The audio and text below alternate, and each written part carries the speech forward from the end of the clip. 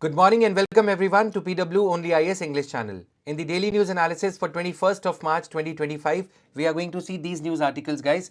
In the light of the penalty of around 200 crore rupees levied on Meta, the Competition Commission of India lacks some powers as to how to regulate Google, Meta, Facebook and other tech giants in terms of advertisement, in terms of their dominant market position. We are going to see this news editorial from the Hindu newspaper in today's news analysis. Apart from this, there seems to be a misuse of Section 79 of the IT Act. We have been hearing about Section 66A, Section 69, and UPSC has asked certain questions also in the past with regard to Section 66A. But now the new section is in fashion these days in terms of its misuse by the government authorities insofar as the taking down request of the information is concerned. We are going to see this article. Before we begin, I would like to briefly tell you about India's National Scholarship Admission Test, where the scholarship pool is around 2.5 crore rupees, enabling you to avail up to 90% scholarship on various UPSC courses, which include UPSC Welcome Kit, UPSC Essential Kit, and other exciting rewards. As I talked about the courses, the quality of the courses the other day, you can get a one-stop solution to your preparation for UPSC exams, including prelims, mains, interview. Not just this, the prelims test, the DMP, daily mains program, the daily mains practice question that is given in all our courses, polity module, economy module, GS module, entire GS syllabus is taken care of. This is the advantage of appearing in the test to be held on 23rd of March in both the online mode as well as the offline mode. In the offline mode, the test is going to be held at these two centers in Delhi, then Lucknow, Patna, Prayagraj, Indore and Jaipur. So you can register today itself as the slots are filling fast. Test is going to be held on 23rd of March. Even the online students who want to join the online course or you cannot reach out to these places for appearing in the test, you can appear in the test from the convenience of your respective home as well. So this was all. 90% scholarship, as I said, will be given on the course prizes that are there. Moving further, let's talk about the Armed Forces Special Powers Act. Ministry of Home Affairs, which implements this AFSPA on the request of the armed forces. So it's not the job of the army, usually in a democratic country, to restore peace and normalcy in case of disturbance of law and order. But if the army is deployed in the civilian areas, there are going to be repercussions because the training of the army, because the trigger happy army sometimes ends up violating human rights. So that is why AFSPA is required by the army chiefs or army personnel whenever they are deployed in any civilian area for restoration of peace and normalcy. Here, Manipur situation is on the boil. We have been hearing about it. So that is why Army wants the Ministry of Home Affairs to now extend the limits of the AFSPA, station limits of the AFSPA to 13 more districts. 13 additional districts. Even though AFSPA was withdrawn from certain districts in the past, now the requirement is that in case the army is required to bring back the situation into normal, so it requires some extended jurisdiction by reimposition of the AFSPA in 6 police stations in the 5 districts of Manipur, mostly in the valley districts, in the wake of ethnic violence. So, Army says that we, in order to bring back the situation to normalcy, we require these powers in the additional districts because of the spillover effect. The elements, the rogue elements are hiding out in these areas because they know that AFSPA is not applied there. So that is why. Now, if we do the thorough analysis of AFSPA, the amendments that were brought about to it, okay, first of all, Section 3 of Armed Forces Special Powers Act, it can be invoked in places where the use of armed forces is required in the aid of civil power, in the aid of civil administration. We usually have district magistrate, etc. So civil administration requires some supplementation of power because the situation sometimes is out of control.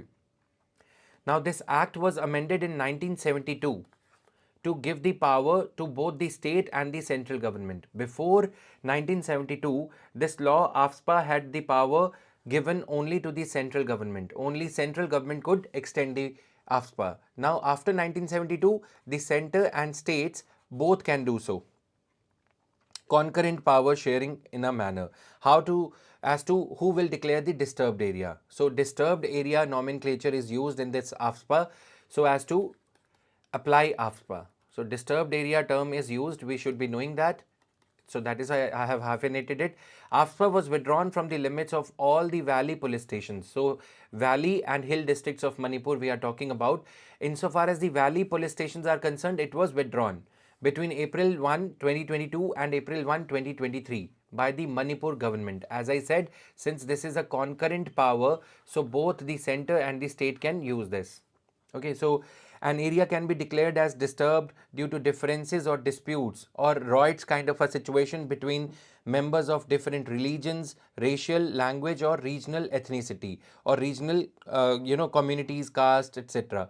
So, or even the Naxalite areas, Naxalite affected areas, or you can talk about Jammu Kashmir where separatism was there earlier. Now, disturbed area notification for the hill districts in Manipur was withdrawn. Ministry reviewed the scope of AFSPA in Assam, Nagaland, Arunachal Pradesh and Manipur at a multi-agency meeting yesterday. So both these things are important. The factual things that I am telling you, these are relevant for prelims as to who can declare an area as disturbed area. Now you should be knowing that both the center and the state can concurrently individually declare the area as a disturbed area, and these are categorized in terms of police stations. AFSPA need not be declared in the entire district or city. Even the police station limits, the micro limits, micro units can also be declared as disturbed areas under Armed Forces Special Powers Act, guys. Now, there are some special powers given to Army when it is deployed in the area which is declared to be disturbed area under Armed Forces Special Powers Act. Number one, arrest without any warrant. Ordinarily, a person could be arrested with the warrant signed under the hand of judicial magistrate. Any arrest can be done by the commissioned officer, warrant officer. So these are the grave powers and they can shoot at sight. Normally the police, they have to shoot on the knees area below the knees. Okay, the lower portion of the body. But armed forces, they can shoot at sight because the army is trained in such a manner that they do not have any scope for first suspecting a person, then ruling out the suspicion like the police does. Police is ordinarily required to make the person raise his hands and then surrender. No, army is not required to. Okay, so wherever it has been, Armed Forces Special Powers Act has been deployed, the tyrannies have been, atrocities sometimes have been committed by the army. Rape, etc., have happened because armed forces officials are going to be not prosecuted. They are not going to be prosecuted under the regular judiciary. They are going to be, if any charges of any kind of offense are invoked against any armed forces personnel, including a normal Jawan, then also those charges would be investigated by the army itself. So regular judiciary's purview is not there. So that is why Manipur, Irom Sharmila and other protesters, they have been sitting on fast unto death, hunger strike to object to AFSPA. They want the removal of AFSPA. So these are the special powers. Even the army can destroy any structure, any house where they seem that terrorists are hiding or anything they can do. So the carte blanche powers are given to the army. This is the major objection against Armed Forces Special Powers Act. Now moving further, in the second news article for the day, we are going to deal with the evolving situation in Israel-Palestine area.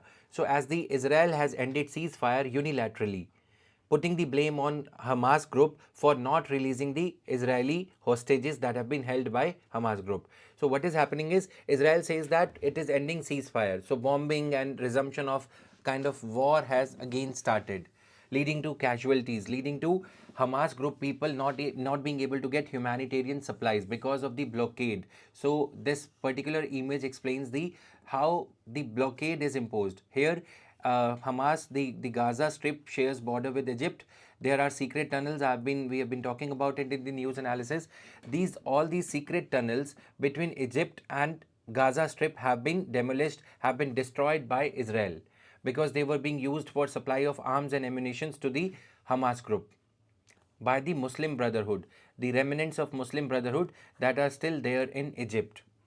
Now, here from the seaside, Mediterranean Sea, Gaza power plant, etc., all the ships that were carrying humanitarian assistance towards Gaza for the people of Gaza from the Arab countries, they are not being allowed to enter Gaza for the reason that Israel says that they are being used for, under the rubric of, under the garb of humanitarian assistance, they are supplying arms and ammunitions. So that is why any ship is not being allowed. Earlier, the ships were being checked by Israel and then they were allowed to go. They were allowed to reach Gaza. Now that is even not being allowed. So this is the breach of the terms and conditions of the ceasefire agreement. After the hype created by Donald Trump that with the arrival of Donald Trump as the president in the United States of America, there will be ceasefire in Israel, Palestine, then Russia, Ukraine. But the steam seems to have lost out now. The steam has fizzled out now, and Israel has again resumed war. So the kind of situation is escalating here. That is not good for the world at large. Now, talking about India's voting pattern, we will utilize this opportunity today to look at the India's voting pattern analysis. We have dehyphenated the ties between Israel and Palestine. Earlier, what used to happen is we would support Israel. If any foreign affairs minister of India would go to Israel, then he would be morally required to visit Palestine also. So there was a kind of hyphen that was there.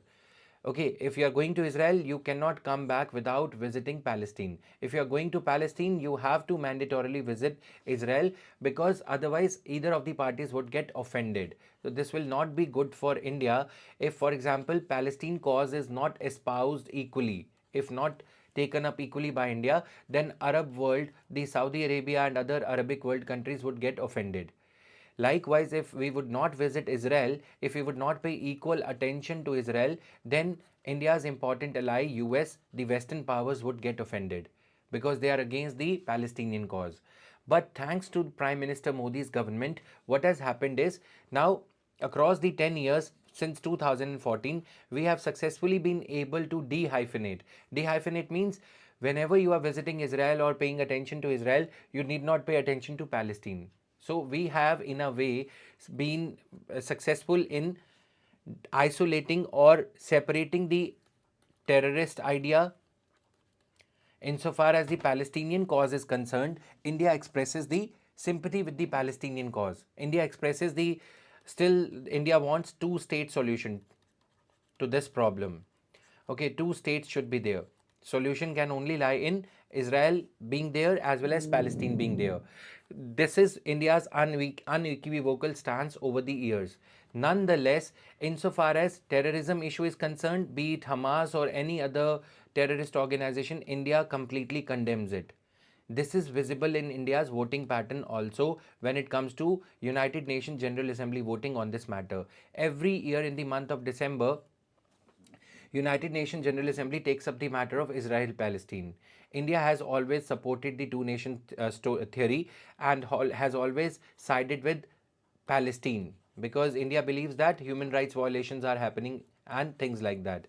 Yet at the same time, insofar as eliminating terror groups is concerned, India has sided with Israel and has strengthened its bilateral relationships with Israel. India says that uh, no matter what is going on between Israel and Palestine, the bilateral relationship of India cannot be allowed to suffer just because of the Palestine issue. India's vote, although for almost all of these resolutions across 10 years, UNGA resolutions in 10 years, has been in favor of Palestine. Its abstentions, not voting, was observed only in the 77th session 2022 because of the increasing relationship with Israel. Let me tell you, in various years, UPSC has been asking questions like, is Israel a natural ally of India? Such has been the state of affairs that even though we have been siding with Palestine, but the questions are the discourse around the Palestine issue, Israel-Palestine issue has been such that the UPSC is even being made to ask the questions like, has Israel become the natural ally? So what are the contours of a country being declared as a natural ally? Okay, so this is something we are going to understand today.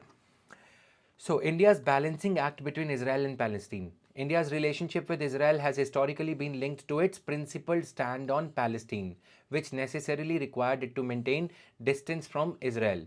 India has always been maintaining distance from Israel, even as both the states established diplomatic ties. Israel Palestine Israel-India ties were established under the Prime Ministership of P.V. Narasimha Rao, 1992.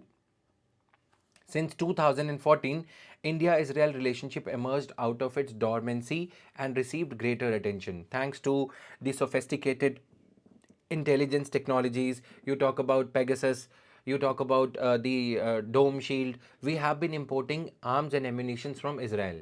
And we have been participating, we have been strengthening our relationship with Israel insofar as drip irrigation in the arid region of Rajasthan is concerned. Okay, we have been collaborating in the areas of irrigation, space, science and technology, etc. So the relationship is blossoming to the extent possible. Yet at the same time, India's lip service to the Palestine has been continuing. Why am I saying lip service? We have been voting in favor of Palestine, but that doesn't yield, that doesn't put any pressure on Palestine, Israel. So that is the problem. Okay. So on October 7, 2023, after the escalation of the the dispute between Israel Palestine, the latest spell, India abstained from voting on UNGA resolution calling for a ceasefire. UNGA resolution was so drafted that it called for a ceasefire. Why? Because Israel was taking revenge from Hamas group for bombing the areas of Israel. And this October 7, 2023 thing happened after G20 summit was conducted in India in September 2023, the same year. October 7, 2023, Hamas had bombed certain areas of Israel, after which the dispute got escalated into a war, the present spell of the war. India, which sought to separate its stand on terrorism from other issues. India said that this attack by Hamas is an act of terrorism and we never support terrorism, be it in any part of country, the neighboring or the distant neighboring countries. So India was alone in the entire global south in not voting in favor of a ceasefire, because voting in favor of a ceasefire would have given a lower hand to Israel. It was Israel which was gaining an upper hand.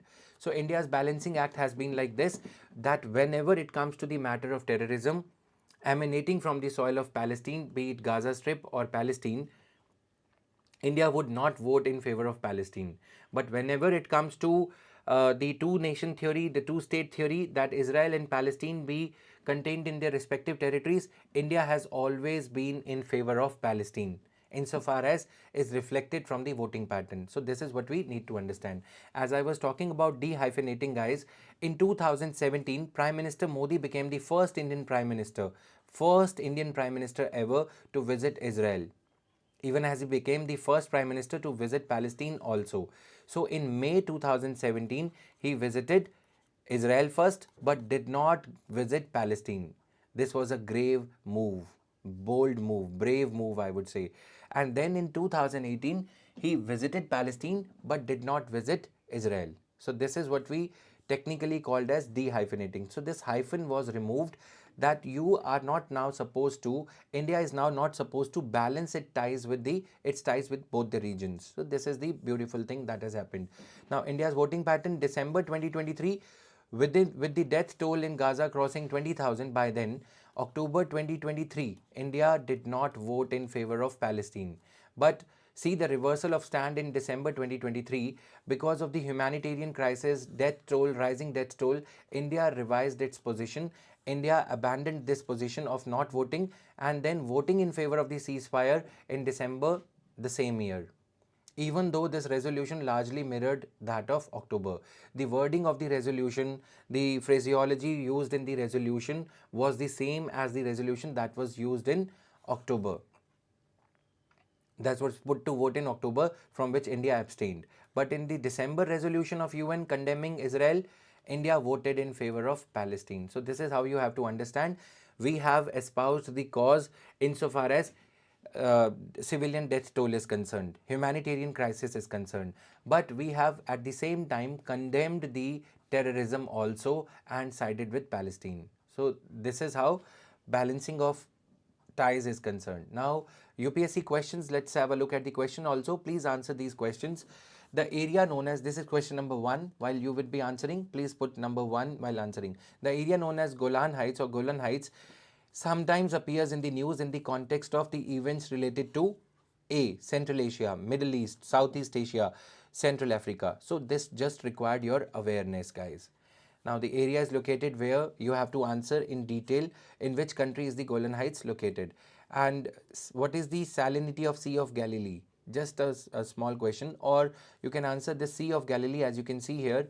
It touches the boundaries of which all countries in this region? How many countries are touching the boundary of Sea of Galilee? This way you can answer. Now, another question, the term two-state solution sometimes in news is mentioned in the news as in the context of affairs of China, Israel, Iraq, Yemen. Which are the countries? Then third question is, which one of the following countries of the Southwest Asia does not open out to Mediterranean Sea? So as I said, every year, almost every alternate year, if not year, so the question is there from this region. Okay, this year, since because of the Houthi rebels group, the Red Sea area, the Bab al Mandeb Strait is in news. So you have to answer port of Hodeidah is in which country? Hodeidha. Okay, so Houthi rebels crisis is happening in Yemen. Just have a closer look at this area, Red Sea. You can expect a question like, which one of the following countries of the West Asia open out to Mediterranean Sea or does not open out to Red Sea? Okay, Mediterranean Sea question has already been asked. So has been Red Sea question. But repetition is what UPSC is sometimes known for, prelims exam especially. Now coming here, question for mains, India's relationship with Israel have of late acquired a depth and diversity which cannot be rolled back. Despite the humanitarian crisis, okay, aggressions, territorial, incursions by Israel in the land of Palestine. So answer this question. Now coming here, Twitter, formerly Twitter, now X Corporation challenges the content blocking orders by the authorities. We'll discuss this in detail. So what is happening here is, now Ministry of Electronics and Information and Technology has created a portal which is called as Sahyog portal. So under the Sahyog portal, anybody including the police authorities can place the request for takedown of the content on the Twitter, Meta, Facebook, etc. Okay, and the companies, the intermediaries as we call them, these tech companies are intermediaries since they are leading to sharing of the information, so they are just intermediaries. Sahyog portal requires the Ministry of Electronic Information requires the appointment of a nodal officer by these companies. So this nodal officer will have to act upon the takedown request placed by any police authority also for any information that is considered to be harmful to security of India, integrity of India, and communal harmony, etc. So non-appointment of this nodal officer will create problem. Now coming to the technical aspect, there are two sections, section 79 clause B subclause 3 and section 69A IT Act. Section 69A says that the government can issue blocking orders only under this. This is the ruling of the Supreme Court in Shreya Singhal case, which dealt with another section, section 66A, 2015 Shreya Singhal case. During that ruling, Supreme Court had commented that even under section 69A, the government has to take care of certain terms and conditions laid down by the Supreme Court. And blocking orders, any kind of information, etc., can be blocked under IT Act section 69A only. Whereas the government is now using section 79B, and Ministry of Electronics and Information and Technology, MeitY, has now given powers to all the agencies, other agencies also under section 79A to issue blocking orders. X corporation is saying that it might be blocked or it might have to face penalties if it does not appoint the nodal officer as is required by the Sahyog portal. Number 2, the orders issued under section 79 empower the ministry to even block the entire portal from India, Twitter, X, for not acting upon the request made by the Sahyog portal officiaries. If a police SP or DSP puts a request to X through the Sahyog portal that you have to delete or take down this information posted by user Ashok, for example. If Ashok has uploaded something on Twitter or X, then the police SSP or DSP wants that information to be deleted, and if the X does not act on it, section 79 empowers the Ministry of Electronics and Information Authority to block X from India. This will affect the business and operations of Twitter. Okay, many Twitter account holders will also be suffering. So that is why X is saying that Why and how can the ministry use section 79 and not section 69A?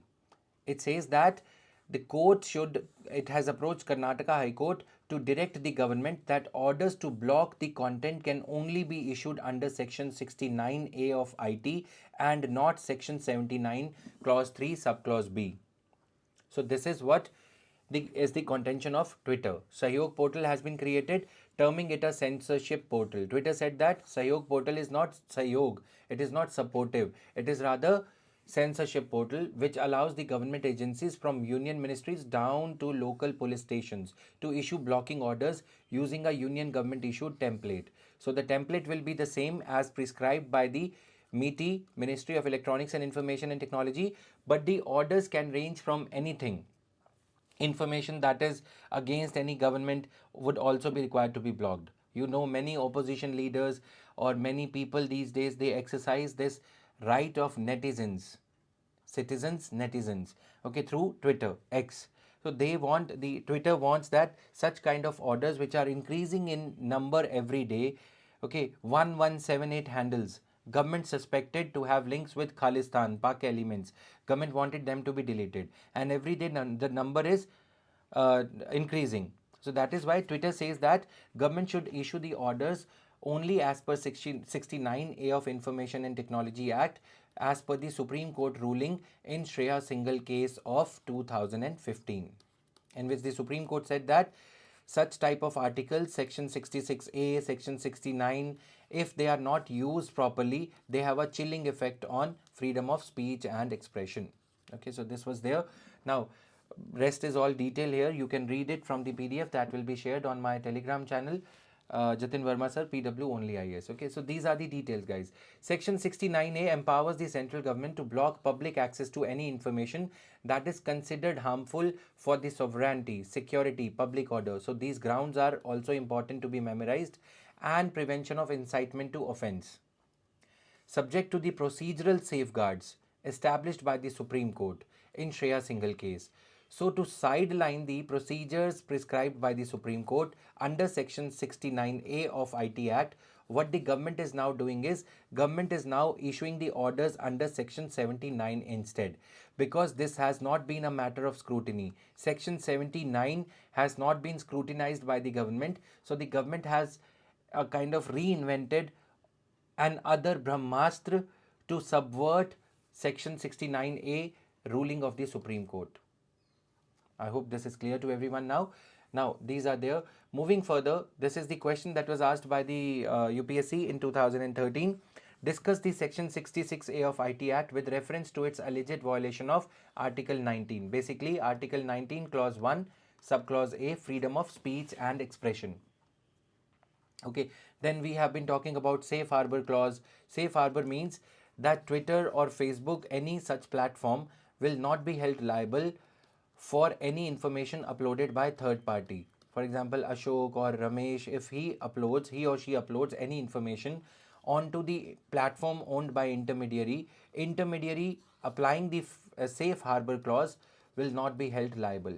Intermediary will not be held liable in this case if the intermediary acts in a time bound manner on the request placed by the nodal officer. Request by the nodal officer of the government. Now, the challenge of policing digital giants, an editorial from the Hindu newspaper. Competition Commission of India, in the context that it has levied a penalty of 213 crore rupees, and then Meta approached to National Company Law Tribunal. So, any order of the Competition Commission of India under the Companies Act 2013 can be challenged before National Company Law Tribunal. And if the company or aggrieved party is not satisfied with the ruling of NCLT, then they can approach NCLAT, National Company Law Appellate Tribunal, A for appellate. Here, what has happened is, because of the dominant position by WhatsApp, Meta is a group of companies which comprises Facebook, Instagram, and WhatsApp. Okay, so a kind of umbrella company, holding company. Now WhatsApp, it's a free application. WhatsApp Meta has time and again tried to levy charges of 99 rupees, 100 rupees from the users. But at the same time, this threat is that anybody else like Signal or Telegram might take the place of WhatsApp, because in India we believe in not paying for these over the top applications. Okay, OTT applications like WhatsApp, which thrive and function on the over the top of the network that is provided by the telecom service provider. So what if it cannot charge money, how WhatsApp is going to recover the money? How is it going to make profit? By commoditizing your data, the chats that you have with your loved ones, with your near and dear ones, with your friends. That data is monetized for customizing ads on an other meta entity, Facebook. This is the abuse of or misuse of dominant position, because there is no alternative to WhatsApp. So WhatsApp is trying to use its dominant position by selling the data or by exchanging data with another sister concern company, Facebook, which is what is not acceptable to Competition Commission of India. Competition Commission of India is a regulatory body. It's a kind of body which seeks to have a free play,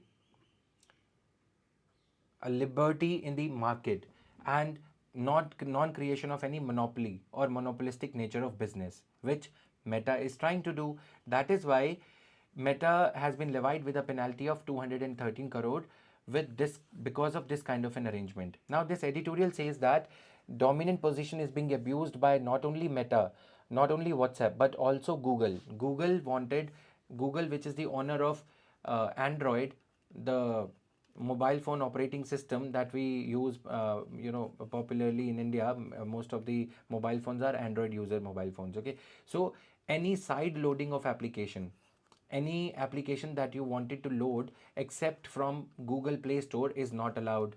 Okay, safety security reasons are given. And there are on the Android mobile phones, be it of Samsung, be it of any other company, the certain apps are pre-installed and you cannot uninstall them. So this is another instance of abuse of dominant position, because Android is the popular operating system. How can Google, how can Android mandatorily require the users to use these pre-installed applications? Number one. Number two, why the side loading of applications is not allowed? Why can't you upload an application that is not approved by Play Store? Because of security reasons whatsoever. But this is a use of misuse of dominant position. So abuse of dominant position charges have been levied on Google as well as WhatsApp, Facebook. So OTT messaging service for smartphones. CCI said that WhatsApp is abusing its dominant position in two key markets. Number one, OTT market, where it is the single dominant player. Second, online display advertisement. How come online display advertisement? On Facebook, the sister company. Because the data is sold to Facebook or exchanged with the Facebook, another meta owned company, which is displaying the advertisements based upon the customized preferences, what the customer wants to see. Because let's say yesterday I was talking to one of my friends that I'm going to buy a Logitech mouse. Simple example. Today morning, I see the advertisement on Facebook, Logitech mouse available at a discount of rupee 000. Even though the discount is zero, but how did they get to know about me talking about or chatting with my friend about Logitech mouse? This was just an example.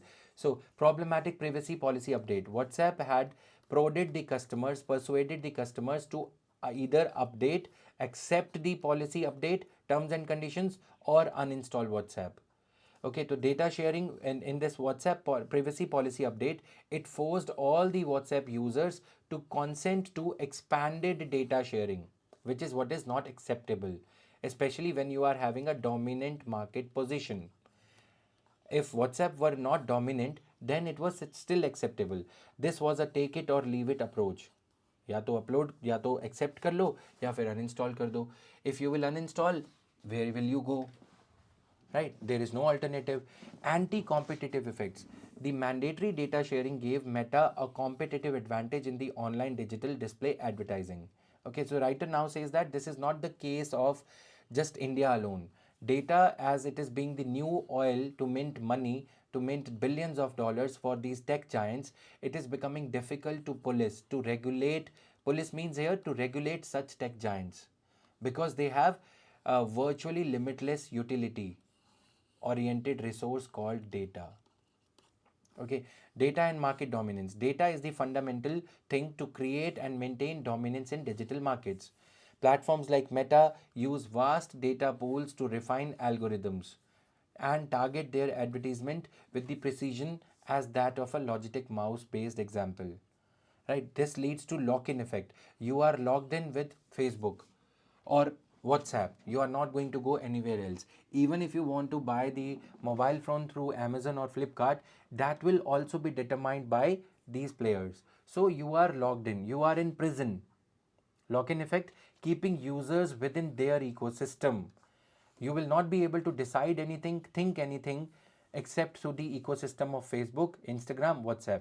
You see anything on Instagram, your viewing behavior of Instagram is also captured by the algorithm. If, for example, you are watching something about tech giants, technological products like Apple, Mouse, Logitech, then you will be shown advertisements related to those products. Your Insta Reel experience will be that out of the 10 reels that you're watching, you will end up watching 6 reels around the products of technological nature, and you will end up clicking on the advertisement that is interspersed between such reels.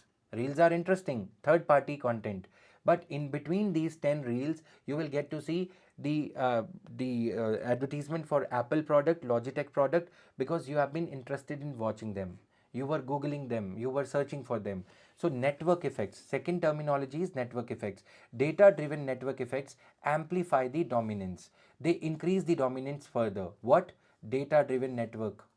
More users generate more data, increasing the platform value and thereby deterring the competition. So nobody else would want to enter the market where WhatsApp is because of the network effects. Okay, three networks there, one Facebook, Instagram, WhatsApp. Why would anyone want to enter such a monopolized space? Number one. Number two, more users will be attracted to the database since everyone is using WhatsApp. So your friend will say to WhatsApp pe nahi hai, are you not there on WhatsApp? You will be considered as an outcast, thereby leading to you installing WhatsApp the moment you buy the new phone. So that you are not excluded. So this network effect at the individual level, and then at the three platforms which monopolize you, your lock-in is created by them. This leads to an added advantage for these players. So CCI scrutiny of tech giants, Meta is not alone. Google was also facing the same fury, same anger, and in United States, Europe, antitrust scrutiny of Meta's acquisition of Instagram and WhatsApp. US is more mature as a market in terms of regulation. So in the US, Meta is facing the charges of buying Instagram and WhatsApp just to have its monopoly. Why could Meta do this? In the India, we are talking about the individual cases of monopoly, network effect. But in the United States, they are talking about why one entity, Meta, Facebook, can think of buying the other two entities in the same space. In Europe, Google fined over Euro 8 billion in the multiple antitrust cases targeting anti-competitive practices, so pre-installation of the apps, etc. So this is the crux of this article. Now at the end, the writer says that the Competition Act of 2002, as amended even in 2008, lacks the explicit provision for data-centric monopolies. Even though Competition Commission of India is trying to regulate the market to the in the best manner possible, but data centric provisions are lacking there. So monopolies which are created around data are not regulated effectively. Okay, so because the provisions are not there, the armor is not there, sections are not there empowering Competition Commission of India. Traditional frameworks focus on price based dominance. For example, Amazon deal with Big Bazaar. This is price based deal, monopoly in the physical market. These things are regulated. Okay, Amazon, if it is signing a deal with Big Bazaar, these kind of deals can still be challenged, and Competition Commission of India has certain explicit sections to deal with it. But when it comes to the data centric monopoly, like the one we talked about, Meta, having a monopoly over the data of the Facebook users, then WhatsApp users, these steel is not there. The armor, the kind of not the steel, but the sections are not there enabling Competition Commission of India to regulate these data centric monopolies, whereas sufficient amendments have been made to Competition Commission of India Act 2002, which empowers Competition Commission of India to regulate price based monopolies in the physical market at least. So what are the amendments? What is the solution? The writer says that introduce data monopolization as the parameter for assessing market dominance, so that the penalties levied by Competition Commission of India against Meta, against Google are not challenged in the NCLT. Even if they are challenged, the judgment given, the orders given by CCI will be held to be valid under the statute. Okay, this is a loophole that Meta exploited. Meta went to NCLT saying that Competition Commission of India does not have the power to regulate data monopolies. Okay, so redefine the market power and dominant position to reflect data driven dynamics. A question can be made out of this entire issue, and these finer details are very, very important. What are the amendments that are required? Question can be framed in this manner: do you think that in the light of emergence of data driven monopolies, there is a need to update our Competition Act of 2002 to reflect the contemporary realities? Full stop, comment, 150 words. The question will be paraphrased, will be better phrased and put on the Telegram channel that I have. You can answer the questions. Since weekend is approaching, I'll try to answer, I'll try to evaluate a few answers and send the feedback to you on the Telegram group that is attached with that Telegram channel. Now, incorporate global best practices, mandate interoperability and data sharing agreements. So whatever data sharing agreements are there between Facebook and WhatsApp, they have to be written in the formal manner. It should not be the case that since they are all owned by Meta, there can be free exchange of data of the WhatsApp users, because there is a concern of privacy of the individual. If the individual privacy is at stake, so formal agreements should be there even between the sister concerned, even between the related companies. It should not be the case that Meta is the papa, so that is why all the children of Meta can be freely exchanging the data of the citizens of India. Okay, allow for separation of integrated services. So integrated services like Facebook, WhatsApp, integration is there. You click on the link in on WhatsApp, you are directly taken to Facebook. So that kind of an integration, or WhatsApp and WhatsApp business integration, that kind of an integration needs to be separated, so as to not to allow a situation where a monopoly is created in the data driven market. This was all in today's news analysis. I hope you enjoyed this editorial analysis and the question around it as to how can it be framed. Please answer all the questions related to prelims. They are important for your preparation. This was all. See you tomorrow, the Saturday. We'll be having the daily news analysis uploaded at around the same time, 10:30 every day. PDF can be downloaded from the Telegram channel, Jatin Verma sir, PW only IAS, the link of which is given in the description box below, guys. Thank you. Have a good day.